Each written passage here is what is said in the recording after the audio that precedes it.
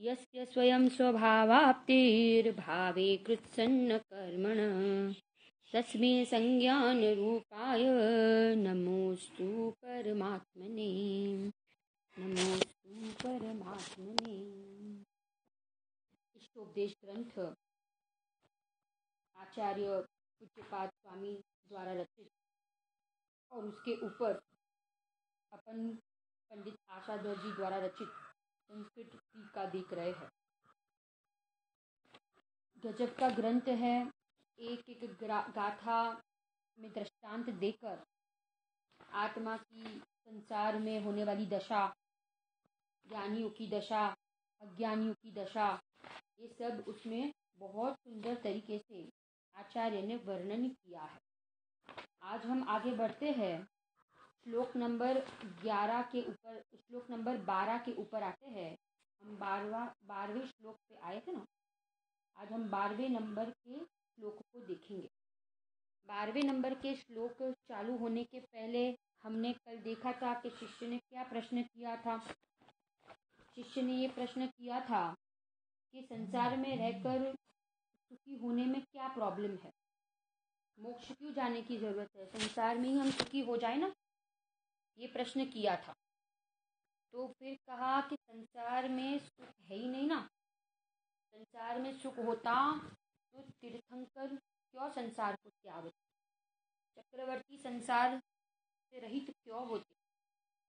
माने सुख है ही नहीं। एक विपत्ति पूरी होती है तो दूसरी विपत्ति चालू हो जाती है। यहाँ संसार में सुख होता तो ये सारे जो जीव सिद्ध हुए ना, तो ये सारे जीव, ये सब संयोग, ये पुण्य पाप के परिणाम, रागादि परिणाम का अभाव करके मोक्ष क्यों जाते। क्योंकि सच्चा सुख तो मोक्ष में ही है। सच्चा सुख का है तो कहते मोक्ष में ही है, और कहीं सच्चा सुख नहीं है। कहीं सच्चा सुख नहीं। सच्चा सुख एक कोई दशा में है, वो सिद्ध दशा, वो परिपूर्णता वाली दशा, पूर्ण वितराग वाली दशा, उसमें ही सुख है और कहीं सुख नहीं है। और हम सुख का ढूंढ रहे हैं संसार अवस्था में, संसार दशा में। सुख तो नहीं, परंतु हमें सुख की कणिका भी वहाँ से मिलने वाली नहीं है। हम ये श्लोक देखते हैं। बहुत ही सुंदर श्लोक है, 12वां नंबर का श्लोक। आपको प्रश्न समझ में आया ना, प्रश्न क्या किया यहाँ पे। अब मैं पहले यहाँ पीछे वाला जो एक पैराग्राफ है ना वो पढ़ती हूँ।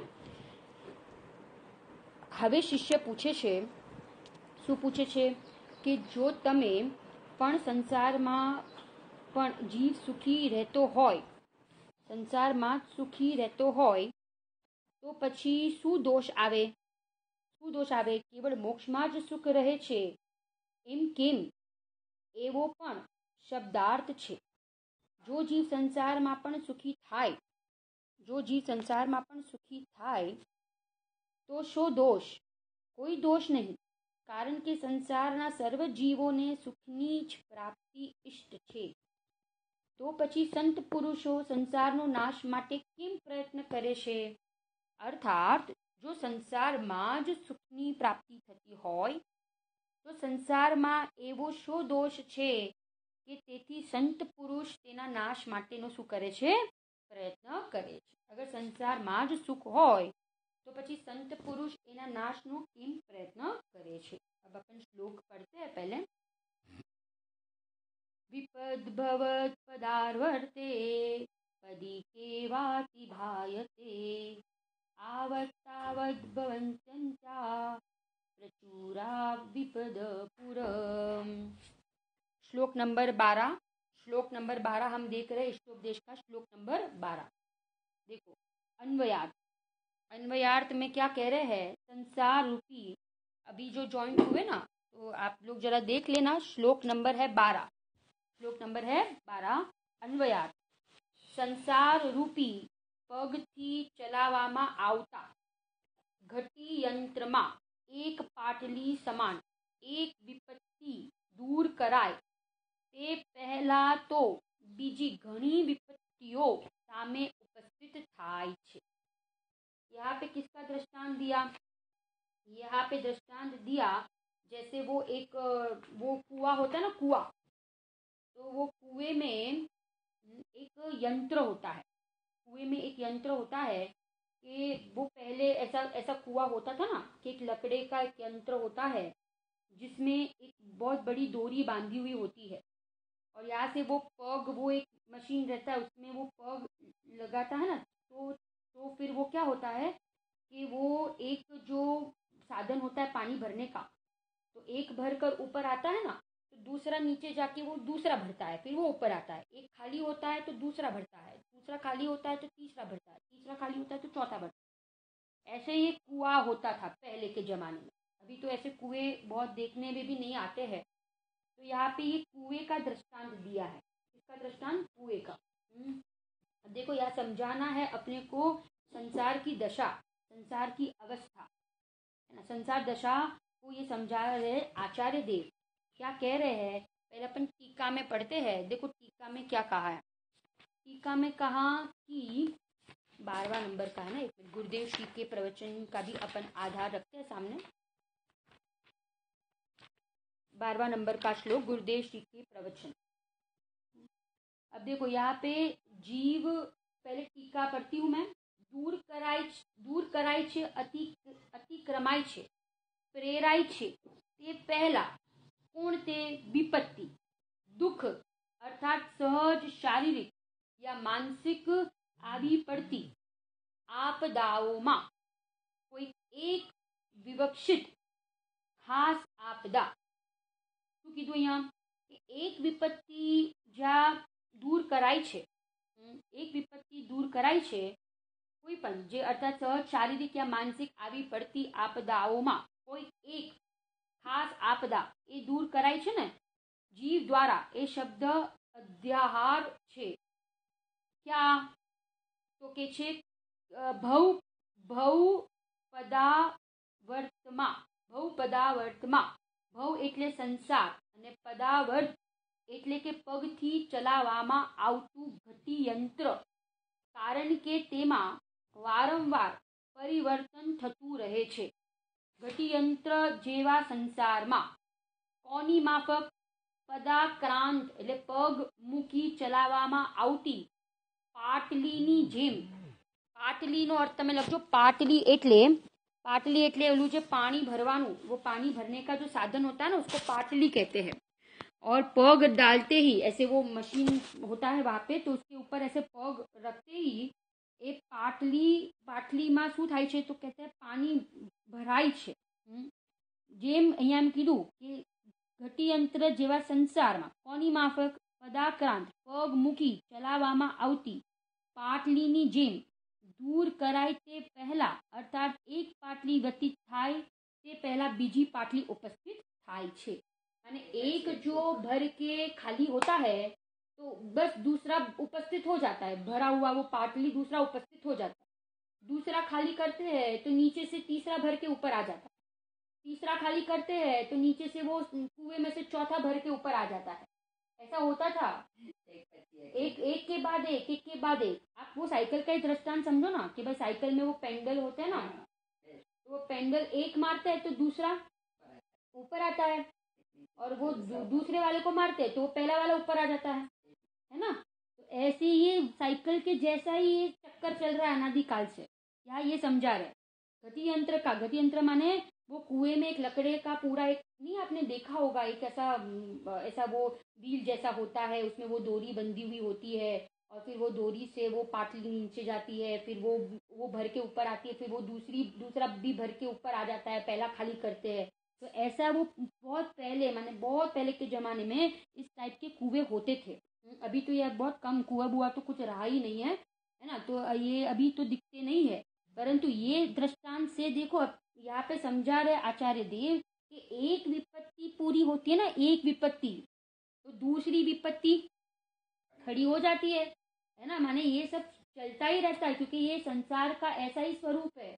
हमें लगता है कि चलो एक विपत्ति तो दूर हो गया, अब शांति, अशांति, दूसरी विपत्तियां खड़ी हो जाती है। कितनी आप देखते हैं ना, कितनी लाइफ में कितनी परेशानियां, किसी को पेट में दर्द, किसी को माथे में दर्द, किसी को बच्चे की परेशानियां, है ना, बच्चा पढ़ता नहीं है, फेल हो जाता है, किसी का बहुत पढ़ता हो तो वो कंपटीशन का टेंशन, वो सारी विपत्तियां, पैसे नहीं तो पैसे कमाने की विपत्तियां, है ना, वो पैसे कमाने का टेंशन, भोजन कराने का, करने का, शरीर में रोग आ जाए तो डॉक्टर के पास जाने का, बीमारी कब दूर हो जाए। माने आप देखो, एक के बाद एक, पत्नी नहीं सुनती, पति नहीं सुनता, माने बच्चे परेशान करते हैं, माने कितनी विपत्तियां होती है एक के बाद एक, एक पूरी हो तो दूसरी खड़ी हो जाती है। कौन सुखी है संसार दशा में, कौन सुखी है? माने एक से निपटो तो दूसरी खड़ी हो जाती है। कहीं स्कूल के पैसे नहीं है, कहीं यहाँ के पैसे नहीं है, कहीं घर में सामान नहीं है। मैंने आप देखते ना दुनिया में कितनी विपत्तियां चल रही है, सबके पास सारी अनुकूलता होने के बावजूद भी कोई टेंशन से फ्री नहीं है। मैंने सबको ये तत्व ज्ञान के बिना सारे जीव संसार में, भले वो फिर करोड़पति भी हो, पैसे वाले भी हो, परंतु ये सारी विपत्तियां निरंतर उनको, भले पैसे की विपत्ति ना हो पर कहीं शरीर में रोग का हो, कहीं शत्रु का टेंशन हो, कहीं कंपटीशन का टेंशन हो, माने कुछ ना कुछ विपत्तियां तो उसके जीवन में हर समय चलती रहती है। यहाँ पे कहा ना, एक खत्म होती है तो दूसरी खड़ी हो ही जाती है। यहाँ पे ये कह रहे, बहुत जबरदस्त श्लोक है ये 12वां नंबर का। यहाँ पे क्या कहा कि उपस्थित થાય છે કોણ? ઉપસ્થિત થાય છે અન્ય એટલે અપૂર્વ અને પ્રચુર એટલે બહુ વિપત્તિઓ, આપદાઓ જીવની સામે જેમ નદીમાં કાચીકની સામે પાટલીઓ ઉપસ્થિત થાય છે તેમ એમ સામર્થ્યથી સમજવું। તેથી નદી ઉપર પ્રાણી હોય ને, નદી ઉપર પ્રાણી, તો એ નદી ઉપરના પ્રાણી પણ ઘણી વાર આપણે જોયું ને, એક આમ નીચે જાય પછી ઉપર આવે છે, નીચે જાય ઉપર આવે, એવી રીતે પાટલી પણ એક ઉપર આવે ભરીને ખાલી થાય તો બીજી આવે, ત્રીજી આવે, ચોથી આવે, એવી રીતે ऐसे एक विपत्ति जाए तो दूसरी, दूसरी जाए तो तीसरी, एक पेंडल मारो तो दूसरा पेंडल ऊपर, दूसरा मारो तो पहला वाला पेंडल ऊपर। तो ये क्या है, ये सारी विपत्तियां ये अनंत काल से एक के बाद संसार अवस्था में चल ही रही है। તેથી દુઃખના, પછી આપણે ગુરુદેવ શ્રી કે भी अपन वो प्रवचन में से सारे बिंदु ले रहे हैं। તેથી દુઃખના કારણભૂત અનેક વિપત્તિઓ નિરંતર આવતી હોવાથી संसार अवश्य विनाश करवा योग्य छे। क्या कहा? संसार अवश्य विनाश करवा योग्य छे। परंतु संसार किसका नाम है? संसार का किसको कहते हैं? तो कहते हैं कोई स्त्री पुत्र घर परिवार का नाम संसार नहीं है, नहीं तो फिर हमें उनको नाश करना पड़ेगा। और वे तो परद्रव्य है, उनका तो अपन नाश कर ही नहीं सकते, उनको हम हटा भी नहीं सकते, उनसे हम दूर भी नहीं भाग सकते हैं।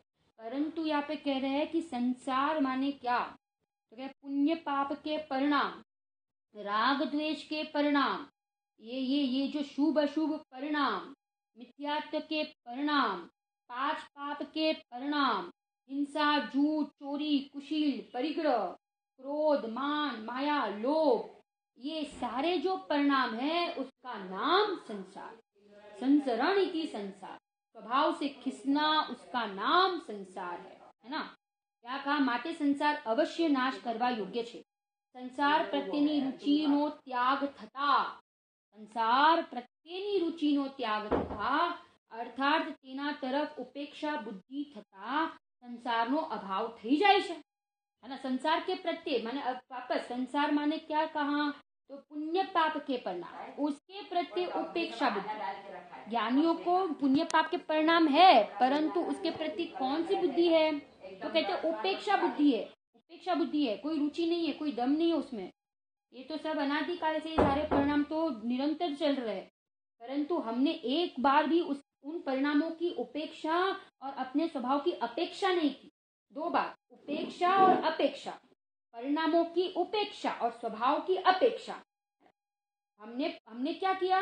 परिणामों की अपेक्षा की और स्वभाव की उपेक्षा की। करना था उल्टा, परिणामों का उसके ऊपर से लक्ष्य हटाना है और भगवान आत्मा का आदर करना है। पर पदार्थों प्रत्यय ममत्व भाव, अहम भाव, कर्तृत्व भाव तथा राग द्वेष आदि भाव, ये आंतरिक संसार, ये वास्तविक संसार है, ये खरेखर संसार है। क्या ये कहा ना? क्या कहा? तो कहते ममत्व भाव, अहम भाव, कर्तृत्वनो भाव અને राग द्वेषनो भाव। पूरे संसार में ये भूलने के यही कारण है, ये 4 परिणाम। और ये सारा देखो एक इसका कारण बता दिया, अज्ञान। अज्ञानताना कारणे आ बधा परिणाम उभा थाय। पूरी साइकिल है ना, हमने कल देखी थी संसार साइकिल कि भाई भाव कर्म है तो द्रव्य कर्म है, द्रव्य कर्म है तो 9 कर्म आएंगे, मिलेंगे।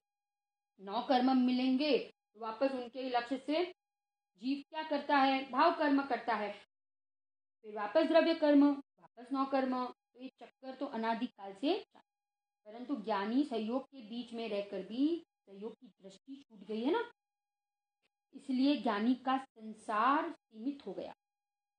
ज्ञानी का संसार क्या हो गया है, सीमित हो गया। समय सार ने तो कहा वो तो संसार उनको है ही नहीं, संसार है ही नहीं, क्योंकि जो मूल कारण था ना संसार का, मिथ्यात्व और अनंतानुबंधी कषाय, उसका ज्ञानी को अभाव हो गया। आत्म स्वभावनी सन्मुक्ताए तेनो नाश थता बाह्य संयोग रूप संसार नो पण स्वयमेव अभाव थे।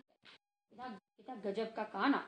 अरन भगवान को अंदर के परिणाम, राग द्वेष वाले परिणाम, तो उसका नाश हो गया, तो फिर बस वो अपने आप, वो बाह्य शरीर, जो भी वैभव था, साता विज्ञ का उदय था, वो सब कुछ अपने आप नष्ट हो गया ना। अघाती कर्म में पुरुषार्थ नहीं करना पड़ता है। अघाती कर्म तो अपने आप स्वयमेव क्या होते हैं, तो कहते चले जाते हैं। अघाती कर्म तो अपने आप चले जाते हैं। इसलिए संयोग रूप संसार नो तो स्वयमेव अभाव થઈ જાય છે। શું થઈ જાય છે? संयोग रूप संसार नो तो स्वयमेव શું થઈ જાય છે? अभाव हो जाता है। माने ये मूल कारण जो है ना संसार का मूल कारण जो है वो कषाय है, वो राग द्वेष के परिणाम है ना। हमें ये राग द्वेष के परिणाम, ये कषाय का अभाव करना है। और उसमें भी बड़े में बड़ी कषाय कौन सी कही? बड़े में बड़ी कषाय मिथ्यात्व कही। और ये मिथ्यात्व के कारण जीव अनादिकाल से संसार में भटक रहा है। गुरुदेव एकाकार થઈ જાય છે विकारना भाव। एकाकार ऐसा हो जाता है, राग में ऐसा एकाकार हो जाता है कि अपने स्वभाव को ही भूल जाता है। एक बाजू रही जाए स्वभाव, અને પૂરો દિવસ और 24 घंटा 24 कलाक किस में आ सकते हैं? संयोग में। ये खाना पीना, घूमना फिरना, टीवी, न्यूज़पेपर, पिक्चर, इन्हीं में वो जीव काम भोग बंधन की कथा में दिन रात क्या रहता है, तो कहता आसक्त रहता है। संसार रूपी ये चक्कर ये क्यों चालू है? क्योंकि ये दिन रात शुभाशुभ भावों से मेरा व्यापार चला करता। मानस वाणी और काया से आश्रव का द्वार खुला रहता है ना। आश्रव का द्वार इनके कारण से ही खुला रहता है। किनके कारण से? शुभ और अशुभ परिणाम के कारण से। यहाँ पे कहा ना, तो संसार का नाश करने लायक, करने जैसा है। एक ये काम भोग में करना है ना, तो मुझे मेरे संसार का नाश करना है और किसी का कुछ नहीं करना है। परंतु हमें ये पुण्य पाप शुभाशुभ भाव, जिसके फल में क्या मिलता है? अनुकूल और प्रतिकूल सामग्री मिलती है। वापस अनुकूल प्रतिकूल सामग्री मिलेगी, वापस उसके लक्ष्य से दुख होगा, संसार खड़ा होगा। इसीलिए दुख का मूल कारण जो मिथ्यात्व है वो पहले जाएगा, तो राग द्वेष अपने आप चलेंगे और फिर सामने सही सामग्री भी मिलना क्या हो जाएगी? बंद हो जाएगी। मुनिराज को याद करो ना, मुनिराज की दशा कैसी होती है। ज्ञानियों की दशा कहा ना, भरत जी घर में ही वैराग, 6 खंड के वैभव के बीच में उन्हें 6 खंड नहीं दिखते, उन्हें अखंड अपना शुद्धात्मा दिखता है। कैसी दशा होगी, कैसा वैराग्य होगा। आप देख लो, जब चौथे गुणस्थानवर्ती गुरुदेव ही कितने प्रसन्न रहते थे। उनकी मुख मुद्रा देखो, हा। अभी हम गुरुदेव का ही देख रहे हैं ना, सारे 12वें श्लोक के ऊपर हम गुरुदेव के प्रवचन में से पढ़ रहे हैं। आप गुरुदेव की मुख मुद्रा कैसी रहती थी? प्रसन्न रहते थे। कितना उनको अंदर से शुद्धात्मा, भगवान आत्मा का ऐसे नाम लेते ही उनको कितना उल्लास आता था कि हे अरे ये तो मेरी बात है। सिमंदर भगवान के सम्मोषण में जिसकी तारीफ की जा रही है वो तो मैं स्वयं हूँ। मैं कैसा महिमावन तत्व हूँ, मैं कैसा अनादि अनंत तत्व हूँ, मैं प्रभु हूँ। अपने को ये समझ में आते ही माने दीनहीनता का भाव नष्ट हो जाता है। फिर क्षेम ज्ञान कम हो, है ना, क्षेम ज्ञान कम हो, कदाचित परिणाम भी ऊपर नीचे हो जाए, परंतु आचार्य कह रहे हैं कि मैं तो इन परिणामों से भिन्न अपरिणामी तत्व, पर्याय को गौण करो और स्वभाव को मुख्य करो।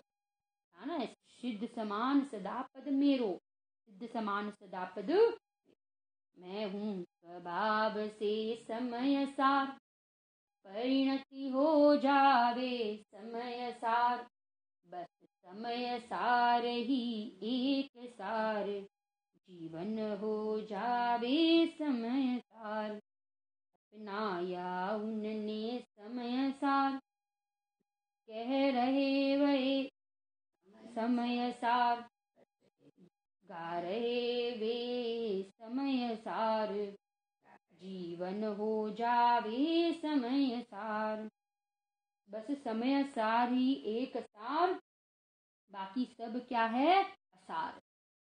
बहुत अच्छा है। सीमंदर भगवान की पूजा है ना, सीमंदर भगवान की पूजा है ना, उसमें बहुत सुंदर ये पंक्तियां है समय सार के ऊपर जो लिखी गई है, वो अपन को करनी चाहिए, पूजन वगैरह भी करनी चाहिए, जिसमें अपने को ऐसे भाव आए कि मैं तो समय सारूपी शुद्धात्मा हूँ, द्रव्य कर्म नौ कर्म भाव कर्म से रहित, द्रव्य कर्म नौ कर्म भाव कर्म से रहित कैसा हूँ, अजर अमर तत्व समय सारूपी शुद्धात्मा हूँ।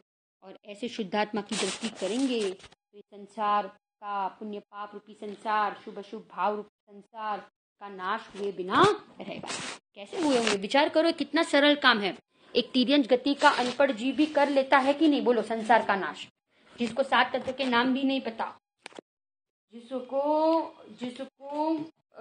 नमोकार मंत्र भी बोलना नहीं आता, परंतु जिसको मैं शुद्धात्मा हूँ ऐसा भाव भाषण हो गया है, तो बोलो वो तिर्यंच गति के जीव का भी क्या हो गया, तो कहते संसार का नाश हो जाता है। तिर्यंच गति का जीव संसार का नाश कर लेता है, तो फिर अपन तो इतना स्वाध्याय करते हैं, सत्समागम है, तो अपना अपन के अंदर की रुचि बढ़ेगी, तो नियम से अपना कार्य हुए बिना रहेगा नहीं। देखो मैं यहाँ से पढ़ती हूँ, ये पूजा की कड़िया बहुत सुंदर लिखा है। पाया था उनने समय सार, अपनाया उनने समय सार, समझाया उनने समय सार, हो गए स्वयं वे समय सार। ये कुन आचार्य देव के लिए लिखा है, कुन आचार्य देव है ना, ये सीमंदर भगवान के लिए लिखा है, सीमंदर भगवान के लिए है ना, ये कुन आचार्य देव के लिए लिखा है, क्योंकि देखो ऊपर लिखा है कुन आचार्य देव उनके पास गए थे और फिर वहां से आकर सीमंदर भगवान के पास गए, वहां से आकर उन्होंने ये शास्त्र लिखा। दे गए हमें वे समय सार, गा रहे आज हम समय सार, है समय सार बस एक सार, है समय सार बिन सब सार। अब 2 लाइन भी बहुत बढ़िया है, देखो नीचे की, मैं हूँ स्वभाव से समय सार, परिणति हो जावे समय सार, है यही चाह है यही राह, जीवन हो जावे समय सार, समय सार ही सार है और सार कुछ है नहीं, महिमा परम पार, समय सार मैं आपकी। गजब का माने स्वरूप हमें कितना गजब का मिला है, इतने निकृष्ट काल में भी हमें कैसी उत्कृष्ट बातें मिली है, भवभ्रमण का अंत लाने वाली बात मिली है, अनादि अनंत संसार जो अपन अनादि काल से संसार में परिभ्रमण कर रहे हैं, वो अनादि का संसार का अंत लाने की हमें क्या मिली है, बात मिली है। मानिए पुण्य पाप के परिणाम छोतरा સમાन छे, फोतरा સમાन छे, एમાં કોઈ કસ ન હોય ને, જેમ ફોતરામાં કોઈ કસ ન હોય, અંદરનું જે માલ હોય ને એ કસ વાળું હોય, એમ ફોતરા જે છે એમાં કોઈ કસ નથી, એમાં કોઈ દમ ન હોય, એમાં પુણ્ય પાપના પરિણામ ફોતરા સમાન છે, फोतरे जैसे है।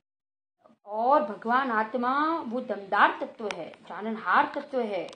ऐसा भगवान आत्मा कौन है, कोई दूसरा नहीं है, मैं स्वयं हूँ।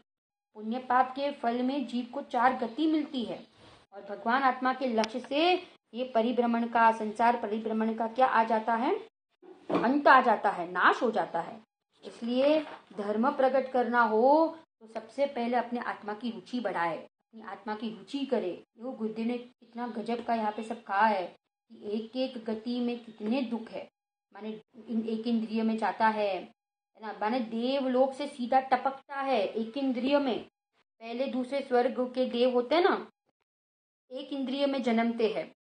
जो भी मानवासी हु थाय, सम्यक दर्शन बिन दुख पाए। कहते चैथावर तन धरे, यो परिवर्तन पूरे करे।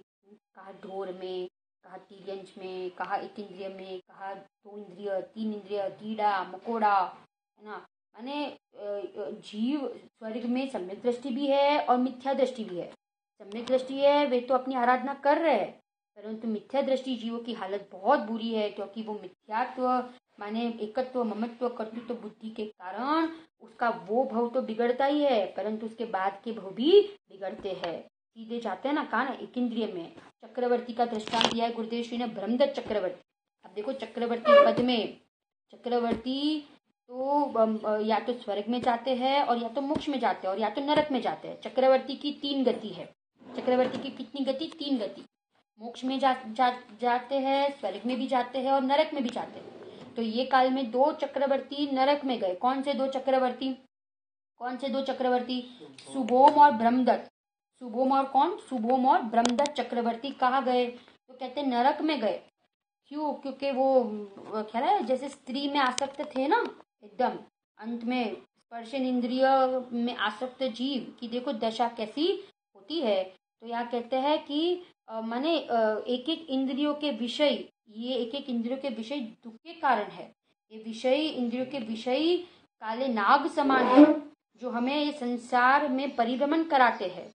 तो हमें ये संसार रूपी जो संसार है उसका नाश करने के लिए हमें किसकी महिमा आनी चाहिए, हमें किसकी रुचि होनी चाहिए, हमें किसका लक्ष्य करना चाहिए?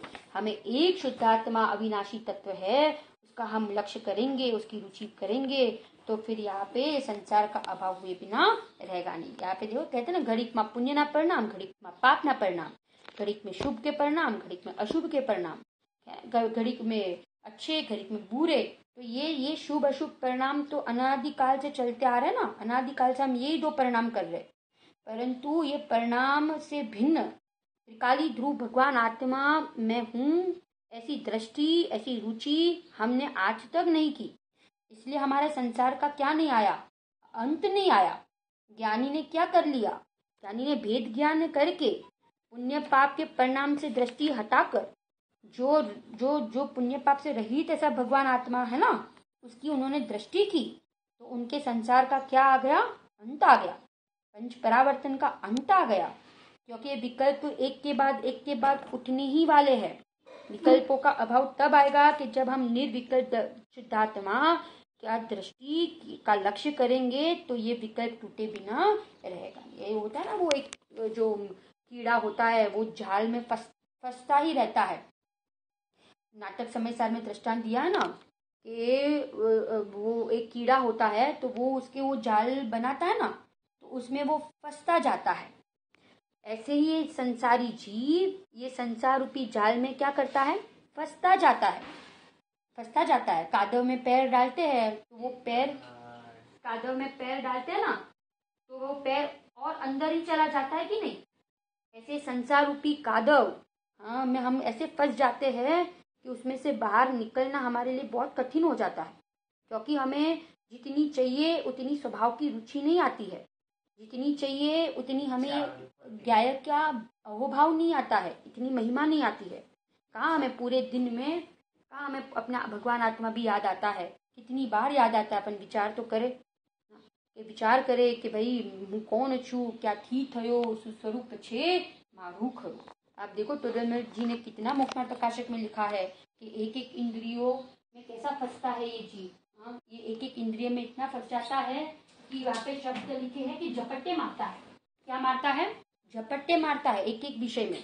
कभी स्पर्शन इंद्रिय, कभी रसना इंद्रिय, कभी घ्राण इंद्रिय, कभी चक्षु इंद्रिय, कभी कुछ भोजन में कमी हो तो अकुल व्याकुल हो जाता है। भोजन थोड़े समय थोड़ी देरी से मिलता है तो कितना क्रोधित हो जाता है। कभी अपने को मान ना मिले तो कैसा अकुल व्याकुल हो जाता है। पद प्रतिष्ठा के पीछे एक एक कषाय में कैसा आसक्त रहता है कि अपने प्राणों को भी त्यागने तैयार हो जाता है। ऐसी दशा ये संसारी जीव की है। बहुत खराब है ये जीव की ये संसार में दशा। तो ऐसे संसार से बचने के लिए हमें गुरुदेव श्री मिले। हमें गुरुदेव श्री इसलिए मिले कि हम भी ऐसे शुद्धात्मा की अनुभूति कर ले और इस संसार से क्या हो जाए, हम रहित हो जाए। हमें गुरुदेव श्री मिलना, चक्रवर्ती के पुण्य से भी अनंत गुना पुण्य बांधा हो ना, तब हमें ये ऐसे ज्ञानी गुरु मिलते हैं, ज्ञानी पुरुष मिलते हैं। ख्याल है कितना निकृष्ट काल है, और इतने निकृष्ट काल में भी हमें ऐसे तीर्थंकर होने वाले जीव हमें मिल गए और ऐसी उत्कृष्ट समयसार जैसी उत्कृष्ट बात हमें सुनाई। अब इससे अधिक हमें क्या चाहिए। पंडित टोडरमल जी की भाषा में कहे तो कहते सब अवसर आ चुका है, सब अवसर आ चुका है। वहां पे एक दृष्टांत दिया है ना कि जैसे माने पागल होता है, वो नदी किनारे बैठा है, नदी किनारे बैठा होता है ना, तो उसको ऐसा लगता है कि वहां से चक्रवर्ती की सेना जाती है, तो उसे ऐसा लगता है, क्या लगता है कि भाई मेरा सब कुछ चला गया, मेरा सब कुछ चला गया, परंतु उसका था ही नहीं ना, उसका था ही नहीं, तो उसका कहाँ से चला जाए, है ना। ऐसे ये अनादिकाल से जीव कौन से भ्रम में जी रहा है कि सारे सहयोग मेरे मेरे मेरे, कितना मेरा मेरा करता है ना, ये मेरा ये मेरा ये मेरा। और कितनी बार तो हम लोगों को कहते हैं कि भाई आओ स्वाध्याय में आओ, तत्व समझो, तत्व सुनो, तो कहते हमारे पास तो भाई मरने की भी फुर्सत नहीं है, क्योंकि हमारे धंधे व्यापारी इतने बड़े बड़े हैं, करोड़ों के धंधे हैं, हमें तो खाने पीने की भी फुर्सत नहीं है, हमें सोने की भी फुर्सत नहीं है। बोलो विचार करो, आचार्य गुरुदेव कहते हैं कि कहाँ जाएगा ये जीव, कहाँ जाएगा, कि जहाँ उसके पास मरने से फुर्सत नहीं मिलेगी। कहा ना, एक श्वास में 8-10 बार जन्म्यो मरियो भरियो दुख भार। 6 डाला माने छोटा समय सा, पूरा भाव भर दिया है ना। हमें अपना जीवन बहुत सीमित रखना चाहिए, बहुत हमारा जीवन पापों से रहित होना चाहिए। माने ये एक एक समयसार हो, इष्टोपदेश हो, कोई भी ग्रंथ हो, हमें नाटक समयसार हो, कोई भी ग्रंथ हो, हमें ये एक एक ग्रंथ, पंचास्तिकाय, नियम सार, प्रवचन सार, ये सारे के सारे ग्रंथ हमें एक ही बात बताते हैं कि पापों से रहित हो जाओ, अपना जीवन सदाचारमय करो और सम्यक दर्शन की प्राप्ति कर लो, सम्यक दर्शन की प्राप्ति कर लो। जब हम अपने आप को स्वभाव रूप देखेंगे, हम अपने आप को गायक देखेंगे, तो हम दुनिया के सारे जीवों को भी कैसा देखेंगे, गायक ही देखेंगे ना, शुद्धात्मा ही देखेंगे। माने गुरुदेव ने खाली द्रव्यानुयोग ही नहीं सिखाया, पर गुरुदेव श्री ने हमें चरणानुयोग भी सिखाया, गुरुदेव श्री ने हमें प्रथमानुयोग भी सिखाया, और गुरुदेव श्री ने हमें करणानुयोग भी सिखाया, परिणामों की संभाल रखना सिखाया। बेन श्री के वचनामृत में आता है कि परिणामों का फल ना मिले तो 14 ब्रह्मांड को क्या होना पड़े, शून्य होना पड़े। गुरुदेव श्री के जीवन में 4 अनुयोग का सुमेल था ना। देखो, कोई उनको गाली देता था, कोई उनका विरोध करते थे, तो उल्टा वो क्या कहते थे सामने, वो यही कहते थे ना, क्या कहते थे कि बता भूलेला भगवान छे, बता भूली गया छे, भूलेला भगवान छे। स्वभाव से तो सब भगवान है, पर्याय में भूल गए हैं, इसलिए ऐसी दशा हो रही है। गुरुदेव श्री की बात ही कुछ अलग थी। गुरुदेव श्री ज्ञानी साधक जीव थे, आराधक जीव थे। और देखो, एक बात होती है कि जो आराधना करता है ना, वो ही प्रभाव ना कर सकता है। आराधक जीव ही प्रभाव ना कर सकता है ना। गुरुदेव नहीं बोलते, देखो अपने मुनिराज कुछ नहीं बोलते हैं, मौन रहते हैं, तो भी प्रभाव ना होती है कि नहीं होती है ना। जैसे अब देखो, यशोधर मुनिराज ने उनके ऊपर उपसर्ग किया ना, परंतु मुनिराज की शांत मुद्रा देखकर वो 500 जो क्रूर कुत्ते थे ना, क्रूर परिणाम वाले जो सारे कुत्ते थे, तो वे भी सारे के सारे कैसे हो गए, शांत हो गए। श्रेणिक राजा का जीव भी पलट गया ना, उसका हृदय भी पलट गया, उसको क्या हो गया, सम्यक दर्शन की क्या हो गई, प्राप्ति हो गई कि नहीं वहां पे। माने आप देखो, यशोधर मुनिराज के निमित्त से श्रेणिक राजा पलट गए, पार्श्वनाथ मुनिराज को देखकर कमट का जीव पलट गया। हमारे मुनिराज माने गजब की उनकी दशा, माने चौथे गुणस्थान वर्ती ज्ञानियों की ऐसी दशा, तो मुनि दशा की तो अपन क्या बात करें। वे तो 3-3 कषाय चौकड़ी के अभाव की वाली दशा है। यानी कितना अंदर में प्रचुर स्वसंवेदन, प्रचुर आनंद, और बाहर में ऐसी कितनी गजब की दशा, शांत दशा, शांत मुद्रामय दशा। उनके मुख मुद्रा से क्या झलकता है? शांति झलकती है, आनंद झलकता है। ऐसे हम भी, माने ऐसे हम भी, ये श्लोक जो है ना 12वां नंबर का श्लोक, इसमें कह रहे हैं कि पुण्य पाप अभी नहीं छूटेंगे, परंतु पुण्य पाप की रुचि छूट जाएगी। क्या छूट जाएगी? पुण्य पाप की रुचि छूट जाएगी। तो ये जीव संसार का क्या कर सकता है? अभाव कर सकता है। तो यहाँ कह रहे एक दृष्टांत से समझाया ना कि भाई कुएं में ऐसा एक यंत्र ऊपर डला हुआ होता है लकड़े का, कि उसमें वो रस्सी बंधी हुई होती है, और एक वो रस्सी में वो जो होता है ना, क्या बोल यहाँ पे नाम दिया, पाटली। तो वो पाटली एक भरकर ऊपर आती है, तो वो खाली होती है, तो दूसरी नीचे से भरकर ऊपर आ जाती है, फिर वो खाली होती है, तो फिर तीसरी आती है, तीसरी खाली तो फिर चौथी आती है। ऐसे यहाँ पे कह रहे हैं कि एक विपत्ति पूरी होती है तो दूसरी विपत्ति खड़ी हो जाती है ना। कई बच्चों की विपत्ति, कभी कई स्त्री के टेंशन, कभी घर में टेंशन, कभी पैसों का टेंशन, कभी कभी शरीर के रोग आ जाए, शरीर में रोग आ जाता है, कभी सहयोग का वियोग हो जाता है ना, कभी क्या कितनी टेंशन, कितनी विपत्तियां होती है। तो एक पूरी होती है तो दूसरी आ जाती है, दूसरी तो तीसरी। ये कब, इसका कब अभाव होगा? कब अभाव होगा? कि जब ऐसा अतीन्द्रिय आनंद स्वभावी भगवान आत्मा का लक्ष्य होगा, तो सारे राग द्वेष की, पुण्य पाप की जो विपत्तियां है, वो विपत्तियां का क्या हो जाएगा? अभाव हो जाएगा। देखो गुरुदेव ने सदचिदानंद, बहुत बार ये शब्द गुरुदेव बोलते हैं, सदचिदानंद। उसका अर्थ क्या किया गुरुदेव ने? सत्य माने शाश्वत, आनंद, ज्ञान से भरा हुआ, है ना। सदचिदानंद माने सत्सिद्ध समान आत्मा, आनंद और ज्ञान से भरा हुआ। ऐसा मैं क्या हूँ? सदचिदानंद स्वरूपी भगवान आत्मा, ज्ञान और आनंद से लबालब भरा हुआ हूँ। और ऐसे ज्ञान और आनंद से लबालब भरा हुए भगवान आत्मा की जब हम दृष्टि करेंगे, तो नियम से सारी विपत्तियों का क्या हो जाएगा? अभाव हो जाएगा। दीनहीन पने का, है ना, दुख का, राग द्वेष का, कषाय का, आकुलता का, सबका, पापों का, सबका, संसार का क्या हो जाएगा?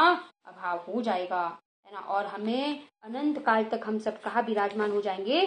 सिद्धालय में विराजमान हो जाएंगे। संसार ख्याल है ना, संसार किसका नाम है? संसार किसका नाम है? संसरण इति संसार, मैंने पुण्य पाप स्वभाव से खिसकर पुण्य पाप के भाव में एकाकार होना, उसका नाम संसार है। पुण्य पाप के परिणाम में एकाकार हो जाना, उसका नाम संसार है।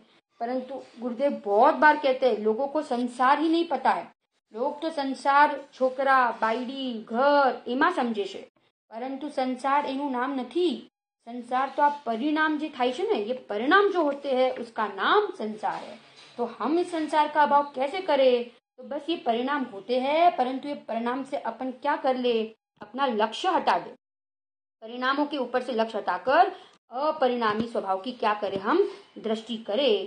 तो ये हमारे संसार का अभाव हुए बिना रहेगा नहीं। अब हमें नहीं जाना नरक और निगोद में, नहीं जाना, 4 गति में परिभ्रमण नहीं करना है ना। आती है एक बहुत सुंदर भक्ति आती है ना, अब तो गतियों में नाही रुलेंगे, निजानंद पान करेंगे।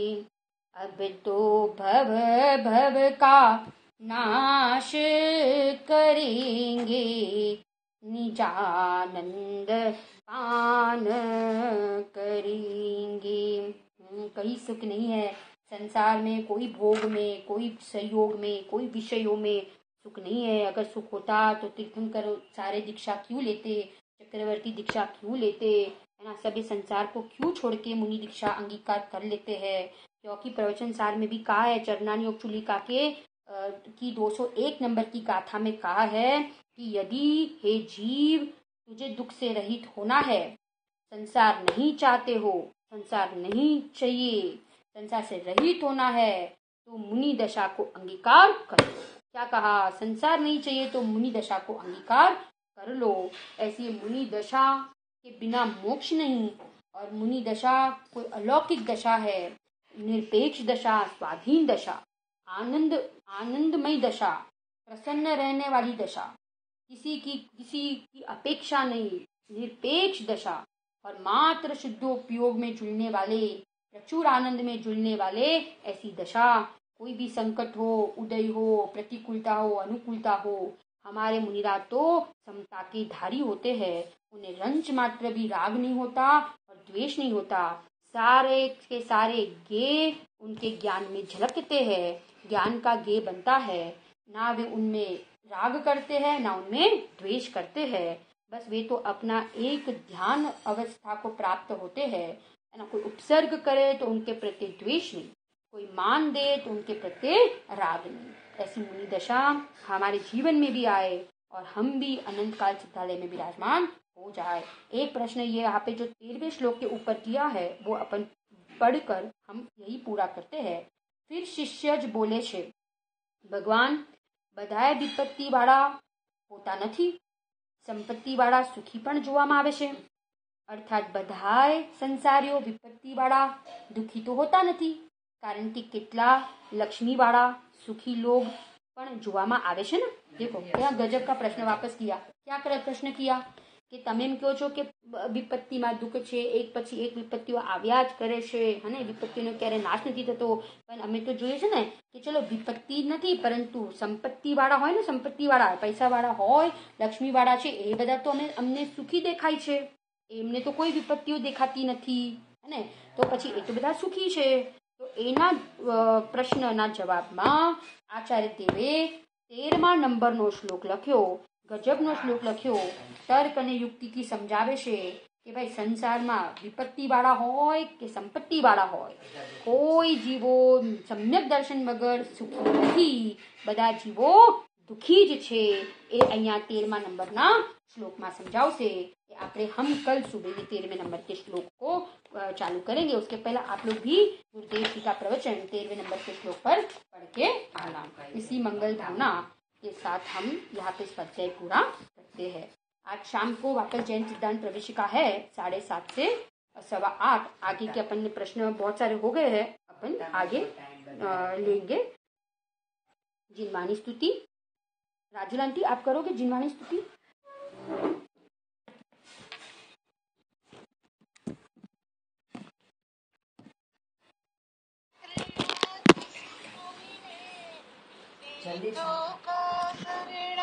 जिसको मिले अरिहंत का शरणा, जिसको मिले सिद्धों का शरणा, जिसको मिले जिनवाणी का शरणा, जिसको मिले कुंद कुंद देव का शरणा, जिसको मिले गुरुदेव का शरणा, जिसको मिले ज्ञानी का शरणा, जिसको मिले समकित की किरण वो पा लेता।